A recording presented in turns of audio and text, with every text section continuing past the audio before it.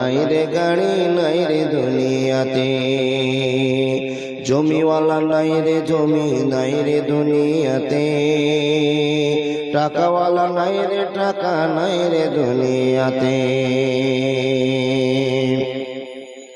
তোমার ভয়ে থাকতো মানুষ ছিল বাহাদুরি, ভাবনি হাওয়ায় ওড়া তুমি যে রঙিন ঘড়ি। তোমার ভয়ে থাকতো মানুষ ছিল বাহাদুরি, ভাবনি হাওয়ায় ওড়া তুমি যে রঙিন ঘড়ি। সুতোয় টান দিলে মাবুদ ও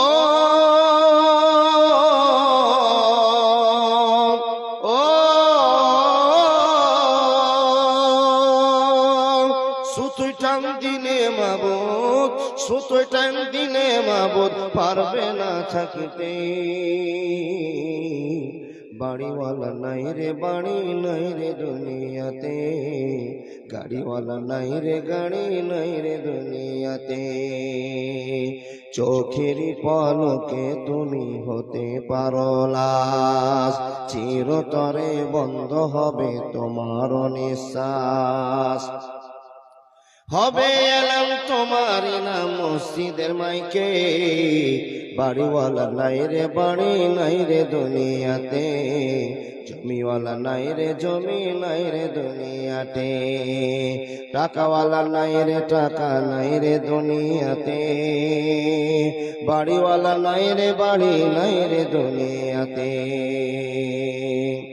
যাদের ভয়ে থাকতে তুমি চলতে দিবানিসি, জানা যায় শরীক হবে তোমার প্রতিবেশী।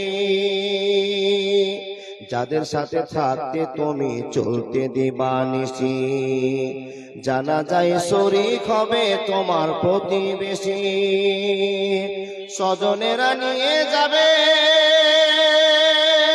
ও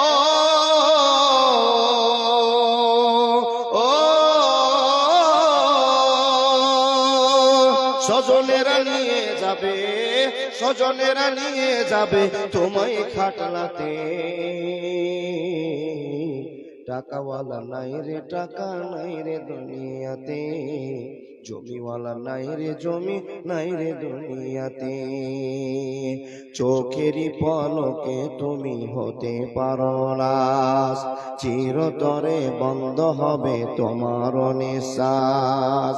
হবে নাম তোমার নাম মসজিদের মাইকে, বাড়িওয়ালা নাই রে বাড়ি নাই রে দুনিয়াতে, গাড়িওয়ালা নাই রে গাড়ি নাই রে দুনিয়াতে। বাড়ি গাড়ি মিল ফ্যাক্টরি টাকার পাহাড়, বিলাসিতায় কেটেছে জীবন কত অহংকার। বাড়ি গাড়ি মিল ফ্যাক্টরি টাকার পাহাড়, বিলাসিতায় কেটেছে জীবন কত অহংকার। দামি কাপড় ছেড়ে হবে ও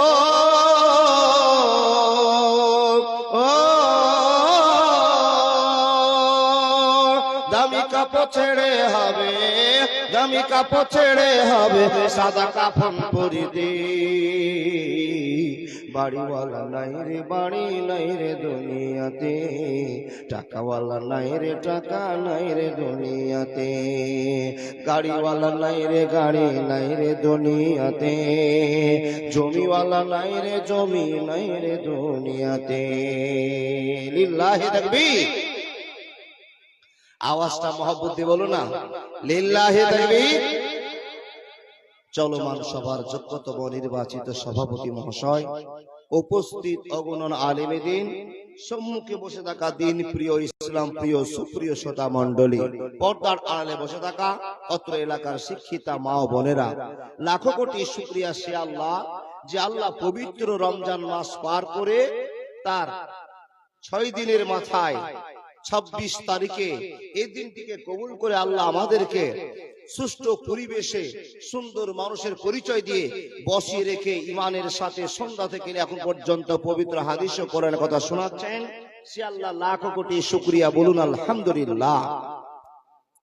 তারপরে পরে তার ভালোবাসার নবী, মায়ার নবী, বিশ্ব নবী, নবী মুহাম্মদ রাসূলুল্লাহ সাল্লাল্লাহু আলাইহি ওয়াসাল্লামের প্রতি লাখো কোটি দুরূদ ও সালাম শান্তির ধারা বর্ষিত হোক। আল্লাহুম্মা সাল্লি আলাইহি, আল্লাহুম্মা বারিক আলাইহি। ভাই ও বাবা, আপনাদের কাছে খুব পরিচিত মানুষ আমি, এবং প্রধান বক্তাও সাহেবকে আপনারা অনেকবার দেখেছেন, আর আমিও কিছু কিছু মানুষকে চিনতে পারছি। উভয়ের একটা ভালোবাসা, ভ্রাতৃত্ব। যেই ভালোবাসা ভ্রাতৃত্বের আলোচনার মাধ্যম দিয়ে আমরা চালিয়ে যাব। আপনি মুসলমান, আমি মুসলমান, আমি জানি, আপনিও জানেন, কিন্তু আপনি আমার কাছে শুনবেন, ভুলা কথাটা মনে করবেন, আমলে ফিটিং করবেন, এটাই হলো জালসা, নাকি বাবা? আমরা শুনবো এবং আমলে ফিটিং করবো ইনশাআল্লাহ। সবাই বলেন ইনশাআল্লাহ। যাই হোক, সময় তো দূর দূর করে পার হয়ে চলে যাচ্ছে। আপনাদের আমি কয়েকটা কথা জিজ্ঞেস করব। ঈদের পরে সবাই সুস্থ আছেন তো? আলহামদুলিল্লাহ। রমজান মাসে ডাক্তারের বাড়ি যেতে হয়নি, বেশি খাবার খাননি, গোলমালও হয়নি, তাই না বাবা? ঠিক কথাই। রমজান মাসটা কিসের মাস বলুন দেখি? রহমত, বরকত, ভালোবাসার মাস, তাই না? আচ্ছা, এই রমজান মাসটা আমাদের জন্য বিপদ না আনন্দ? ঠিক করে বলছেন তো? আনন্দ। তো কেমন কষ্ট পেয়েছিলেন বলুন তো? 4টার সময় হাটে গিয়েছিলেন, সারাদিন বাজার করেছেন, 4টা যেমনই বেজেছে মনে হচ্ছে আপনার বাড়ি আসতে পারবেন না, এরকম হয়নি? আসতে পারবেন না, সব ব্যাগকে রেখে দিয়ে গাছের নিচে বসে গেলেন। আল্লাহ, কি করব? রোজা ছাড়তেও পারছি না, আর পানি খেতেও পারছি না, আর বাড়ি যেতেও পারছি না। অনেকক্ষণ বসে বসে রেস্ট করবার পর মনটাতে একটা সিদ্ধান্ত করলেন, আল্লাহ, আমি যদি মরেও যাই রোজা ছাড়বো না। আচ্ছা বলুন তো, এই যে কষ্টটা আপনি করলেন, আমি করলাম, আমরা করছি কি করবার জন্য? কাকে খুশি করবার জন্য? জোরে বলুন, কাকে? আলহামদুলিল্লাহ, আল্লাহকে খুশি করার জন্য তাহলে আমরা রোজা করলাম। এবার আমার দ্বিতীয় প্রশ্ন, আমরা যে রোজা করলাম, তারাবির নামাজ পড়লাম, লাইলাতুল কাদার জাগলাম, আমরা কি আল্লাহকে খুশি করতে পেরেছি মনে হচ্ছে? আপনার বিচার আপনি করুন, আমারটা আমি করবো। ও বাবা, এই পবিত্র রমজান মাস, মহব্বতের মাস, দয়ার মাস বিদায় নিয়ে চলে গেল। তো টাইমটা যে পার হয়ে চলে গেল, তো আপনার নিজে নিজে মনে ভাবুন তো, আমি যা ইবাদত করেছি, এই ইবাদত আমি জান্নাতে চলে যাবো, এরকম কারো সাহস আছে? আল্লাহ তো জানে ফজলুদা। তো আল্লাহর সাথে সাথে আপনি যে আমলগুলো করলেন, কিছু মনে পড়ছে যে আমি আল্লাহকে খুশি করতে পেরেছি? চালিয়ে গিয়েছেন জানে আল্লাহ, তাই তো? এটাই বলবেন। রোজা, নামাজ, তারাবি সবকিছু ঠিক করেছি, জানে আল্লাহ কবুল করেছে কিনা। ও আল্লাহর বান্দা, তবু আপনার আমার মনে, আমি 1 মাস সুযোগ পেলাম, আল্লাহ আমাকে সুযোগ দিলেন। আল্লাহর নবী মুহাম্মদ রাসূলুল্লাহ পড়ুন সাল্লাল্লাহু আলাইহি ওয়াসাল্লাম বলছেন, মানুষ তোমাকে আমি বড্ড ভালোবাসি, তাই তোমাদেরকে আমি আল্লাহর রোজা দান করলাম। 1 মাস রোজা করলে 3টা অফার তোমাদেরকে দিলাম। একটা হলো, কেউ যদি রোজা করে, ভোর 4টায় সাহারি খায়, সন্ধ্যা 5:30টায় ইফতার করে, এটার নাম হলো রোজা। আল্লাহর বান্দা, এই রোজাটা করে আল্লাহকে খুশি করার জন্য, তো আল্লাহ তার বিগত বছরের 1 বছরের গুনাহকে ক্ষমা করে দেবে। তাহলে দেখুন, রোজা করার পর আপনি আমি যদি আপনার আমার গুনাহগুলোকে কবরে না ঢোকাতে পারি, যদি আমার জীবনের গুনাহকে শেষ করতে না পারি, তাহলে আপনার মতো আমার মতো হতভাগা আর কেউ নাই। দ্বিতীয় নম্বর সুযোগ, আল্লাহ বলছেন রোজা করেছো, দেখা যাচ্ছে তোমার গুনাহ মাফ হয়নি, আরো কিছু আছে, হে বান্দা তুমি কাজ কি করো? রাতে তারাবির নামাজ পড়ো। আমরা 30 দিনই তারাবি পড়েছি, কেমন একটা আছে? হাত দেখান তো। একটা, আলহামদুলিল্লাহ, 5-6 জনকে পেয়ে গেছি। 30 দিনই পড়েছেন, আলহামদুলিল্লাহ। আল্লাহর বান্দা, যতগুলো লোক হাত দেখালেন, মনে আবেগ লাগলো, ভালো লাগলো। আল্লাহ তোমাকে খুশি করার জন্য 30 দিনই তারাবির নামাজ পড়েছে। যারা 30 দিন তারাবির নামাজ পড়লো, কিংবা আমার তারাবির নামাজ পড়লাম, ভাই ও বাবা, এরপরেও যদি আপনার গুনাহকে আপনি কবরে মিশ্রিত না করতে পারেন, তাহলে আপনার মতো আমার মতো হতভাগা আর কেউ নাই। তৃতীয় নাম্বার অপশন, লাইলাতুল কাদর কে কে জেগেছি? জেগেছো বাবু? জি জি জি, আমার 2 জন মুরব্বী, আবার কয়েকজন ভাইও হাত দেখেছে। ও বাবা, আমাদের অনেক কিছু ভুল হচ্ছে। আমরা রমজান মাসে রোজা করছি, তারাবির নামাজ পড়ছি, কিন্তু আমরা লাইলাতুল কাদারের জন্য খুব পিছনে আছি। এটার গুরুত্ব মনে হয় আমরা এখনো বুঝিনি। ও বাবা জানে, আপনি এক রাতের বিনিময়ে যতদিন বাঁচবেন তার চাইতে বেশি আপনার নেকি হবে। 1000 মাসের চাইতেও এক রাতের বিনিময়ে অনেক বেশি নেকি আল্লাহ আপনাকে দিবেন। আপনি বাঁচলে খুব জোর 60 বছর, 70 বছর, 62, 63 পড়তে পড়তে আপনি মরে যেতে পারেন, তাই কিনা বাবা? দেখুন, আর আপনাকে আল্লাহ 1000 মাসের চাইতেও অতি উত্তম নেকি আপনার আমলে দিবে। তাহলে এই আমলটা আমরা এক মাসের ভিতরে মাত্র 5 দিন কষ্ট করে পেয়ে যাই। তাহলে আমরা এই আমলটা এখনো করতে পারিনি, সামনে বার করবো ইনশাআল্লাহ। যদি কপালে আসে রমজান, তাহলে লাইলাতুল কাদার জাগবো, দিয়ে আমার জীবনের গুনাহকে আমি মাফ করবো ইনশাআল্লাহ। কথা বুঝতে পেরেছি? আচ্ছা, নামাজ রোজা হজ জাকাত তো মুসলমানের আমরা করলাম। আর একজন লোক হাত দেখাতো, যখন ঈদের চাঁদ দেখে নিলাম সেদিন মসজিদকে বললাম, মসজিদ আসসালামু আলাইকুম, থাকো আজকে আর 11 মাস আসবো না। কে কে হাত দেখান? এই দেখে চাচা ঝোঁকে তুলে নিয়েছে হাত। নামাজ পড়ে কিন্তু ঝোঁক হয়ে গেছে বাবা, না? আচ্ছা, এরকম মুসাল্লি আছে তো? রমজান মাসে জাগা হচ্ছিল না মসজিদে, আর এখন 2 কাতার হয় না। তার মানে ওই মুসাল্লিরা আসসালামু আলাইকুম মসজিদ, রমজান মাস ছিল, খুব নতুন পাঞ্জাবি পরে টুপি পরে নামাজ পড়ে নিয়েছে, ঝামেলা মিটে গেছে, আর আসবো। ওইরকম মুসাল্লি আছে না ভাই? যাক আলহামদুলিল্লাহ, থাকতেই হবে। আল্লাহ যেন ওকে সারা জীবন ধরে নামাজ পড়ার তৌফিক দান করে দেন, বলুন আল্লাহুম্মা আমিন। আমি ছোট্ট একটা বিষয় আপনাদের সামনে বলবো ইনশাআল্লাহ। রমজান মাস পার করে দিয়ে এটা হলো শাওয়াল মাস। এই মাসটার অনেক গুরুত্ব আছে, দাম আছে। কালেকশনের বক্তারা কিন্তু এই ওয়াজ করতে পারে না বাবা। কিছু যে গুছিয়ে আপনাকে কথা বলবো এরকম সময় পাওয়া যায় না, আর আলোচনা করাও হয় না। তার কারণ কমিটির একটা চাপ আছে, আর আপনাদেরকে একটু পরীক্ষা করতে হচ্ছে। একটু বসবেন, একটু পরে আবার চলে যাবেন। তো এই ভাবনা চিন্তা করতে গিয়ে বক্তারা মাঝখান থেকে কিছু কথা বলে টাইমটাকে মেকআপ করে নে, দে বাবা দে, ন্যাশনাল ফকির হাত পাতিয়ে দিয়েছে, আপনারা যা পারবেন আল্লাহ খুশি করার জন্য দিয়ে দিবেন। এটাই আমাদের কর্মজীবন, তাই না বাবা?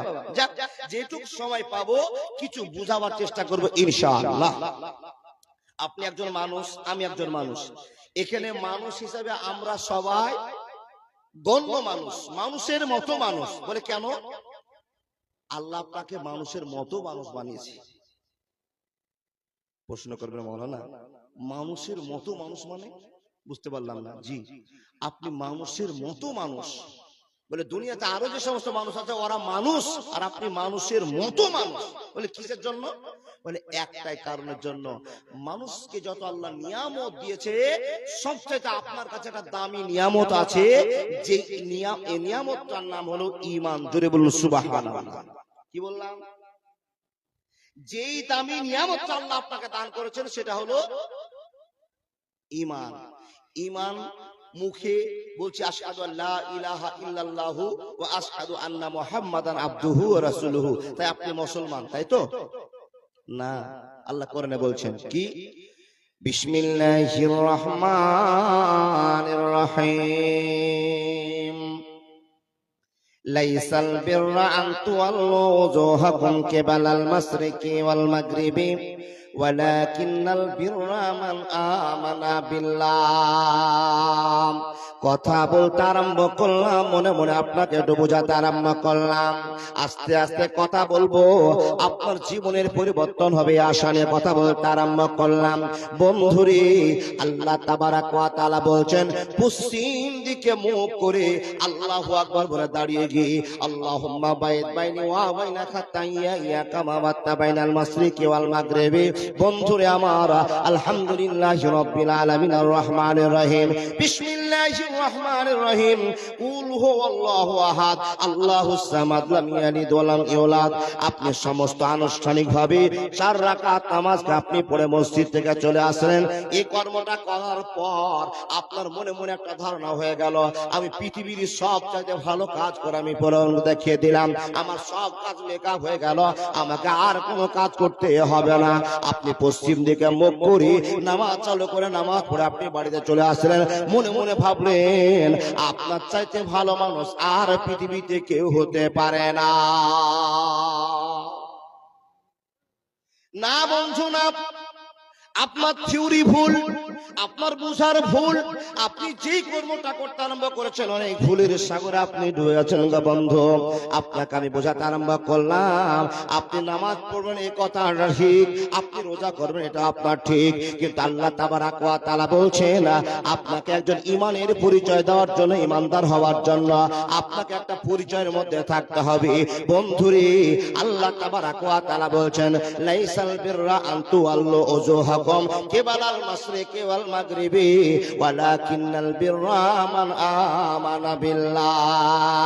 বন্ধুরে আমার কথা বলতে আরম্ভ করলাম, মনোযোগ দিয়ে কথাগুলো শোনার চেষ্টা করুন। আমরা পশ্চিম দিকে মুখ করে নামাজ পড়ার পর যদি আমরা এভাবে ভাবনা করে নিই আমার আর পৃথিবীতে কোনো ঝামেলা নাই, আমি একটা ভালো মানুষের পরিচয় পেয়ে গেলাম, না না না, এটা ভালো মানুষের পরিচয় আপনি টাটকা পেয়ে যাবেন না। আপনাকে চারটা জিনিসকে মাথায় নিয়ে আল্লাহর সঙ্গে বিশ্বাস করে জীবন কাটাতে হবে। প্রশ্ন করবেন বন্ধু কি চারটা জিনিসকে নিয়ে জীবন কাটাতে হবে? বন্ধুরে আমার ইমানের পরিধিটাকে, ইমানের ব্যাসটাকে যদি আপনাকে বুঝতে হয় তাহলে সঙ্গে আরো চারটা জিনিসকে বুঝতে হবে।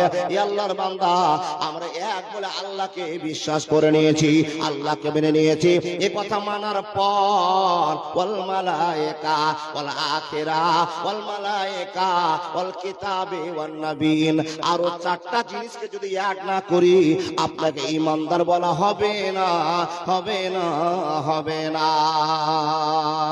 তোমাকে ডাকি যদি একবার আল্লাহ আমাকে কাছে টানো বারবার, তোমাকে ডাকি যদি একবার আল্লাহ আমাকে কাছে টানো বারবার, যদি ভুল করে যায় আমাকে দিও ঠায়, যদি ভুল করে যায় আমাকে দিও ঠায়, দিও দিশা এইটুকু আবদার আল্লাহ আমাকে কাছে টানো বারবার, তোমাকে ডাকি যদি একবার আল্লাহ আমাকে কাছে টানো বারবার, আল্লাহ আমাকে কাছে টানো বারবার। আওয়াজ করে বলো না লিল্লাহে তাকবীর। ভাই বাবা, তাহলে আমাদেরকে আল্লাহ দয়া করেছেন, মানুষের মতো মানুষ বানিয়েছেন। এই মানুষের মতো মানুষ হওয়ার সবথেকে বড় নিয়ামত যেটা পেয়েছি, সেই নিয়ামতটার নাম হলো ঈমান। আল্লাহ আমাদেরকে ভালোবেসে আমাদেরকে ঈমানদার বানিয়েছেন। জোরে বলুন সুবহানাল্লাহ। যেদিন আমরা ঈমান পেলাম, ঈমানের ব্যাসকে পরিধিকে বুঝলাম, সেই দিন থেকে আপনার গুরু দায়িত্ব পড়ে গেল। এই বাবা দেখো, যেই দিন থেকে আপনি আল্লাহকে বিশ্বাস করে নিলেন, রাসূলুল্লাহকে আপনি নবী বলে মেনে নিলেন, সেই দিন থেকে আপনার জীবনের কর্ম ব্যবস্থা, আপনার কর্মজীবনটা একটু আলাদা হয়ে গেল। আপনার গোটা পৃথিবী যেই দিকে চলবে ওই দিকে আপনি চলতে পারবেন না বন্ধুরে। আপনার এই গোটা পৃথিবী যেই দিকে দৌড়বে আপনি সেই দিকে দৌড়তে পারবেন না। বলে মাওলানা কেন আমরা সেই দিকে দৌড়তে পারবো না? আল্লাহ তাবারাক ওয়া তাআলার নবী মুহাম্মদ বলছেন, হে পৃথিবীর মানুষ, যেই দিন তুমি মুখ থেকে বলে দিলে আশহাদু আল্লা ইলাহা ইল্লাল্লাহু ওয়া আশহাদু আন্না মুহাম্মাদান আবদুহু ওয়া রাসূলুহু, ইয়া আল্লাহ তোমাকে রব বলে মানলাম, তোমাকে আমি স্বীকৃতি দিলাম, তোমার বান্দা হয়ে গেলাম, আর তোমার বান্দা এবং রাসূলকে আমি নবী বলে মেনে নিলাম। ইয়া আল্লাহ আমার কর্মজীবনটা আর মুনাফিকের মতো হবে না, আর বেঈমানের মতো হবে না, আর চোরের মতো হবে না। আমি একজন সাচ্চা মুসলমান। আল্লাহ তুমি আমাকে একজন সাচ্চা মুসলমান বানিয়েছো, আমি মুসলমানের পরিচয় দিয়ে জীবন কাটিয়ে দেব। আমি কোন রকমের অন্যায় করব না, করব না, করব না। বন্ধুরা আমার এই কথা যে সমস্ত মানুষেরা বলতে পেরেছেন, হে বন্ধু বল, আপনাকে আল্লাহ বড় একটা নিয়ামত দিয়েছে, সেই নিয়ামতটার নাম হলো হেদায়েত। আপনাকে পথ দিয়েছেন আল্লাহ হেদায়েতের। যারা হেদায়েত পেয়ে গেল ওদের জীবন যাপনটা রাসূলুল্লাহ তরিকায় হতে হবে। তার কারণটা হলো লাকাদ কানা লাকুম ফি রাসূলিল্লাহি উসওয়াতুন হাসানাহ। দেখেন পৃথিবীতে আপনি যত নিয়ামত পেয়েছেন সব চাইতে বড় নিয়ামতের নাম হলো হেদায়েত। আচ্ছা বলুন তো হেদায়েতের মালিক কে? আল্লাহ। জোরে বলুন না, হেদায়েতের মালিক কে?